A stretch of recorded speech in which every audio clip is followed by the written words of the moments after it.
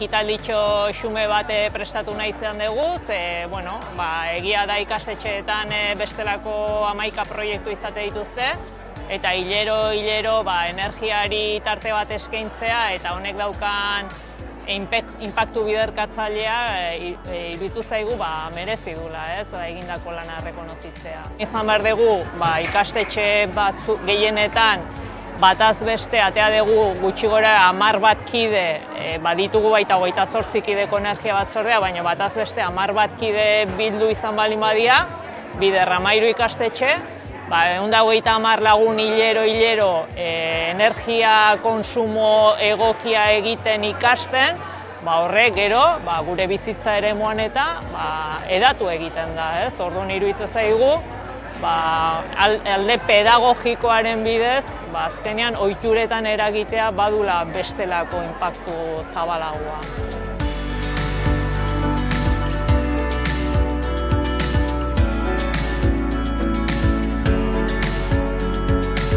Ikastetxe bezalako eraikuntz batean, energia iturriak daude, energia kontsumo puntu ugari, eta azkenen energia aurreztea oso era errazean egin dezakegu ohitura simple batzuk aldatuz.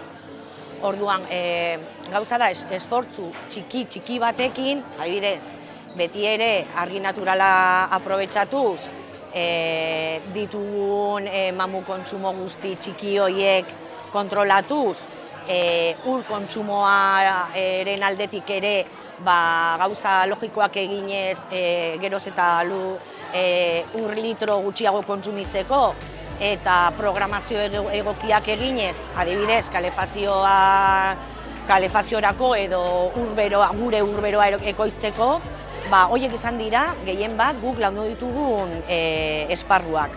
Eta, bueno, emaitzak oso positiboak izan dira.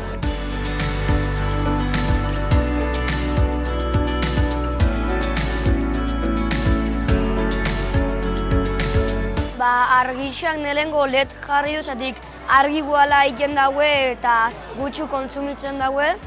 Eta aita pasillotan jarri du sensoriak olaia itzali eta piztu automatikoki egiteko. Eta gero, urakin grifotan bridak jarri duela, enbede grifoik utzerakoan ja dana bota gutxu kontsumitzeko.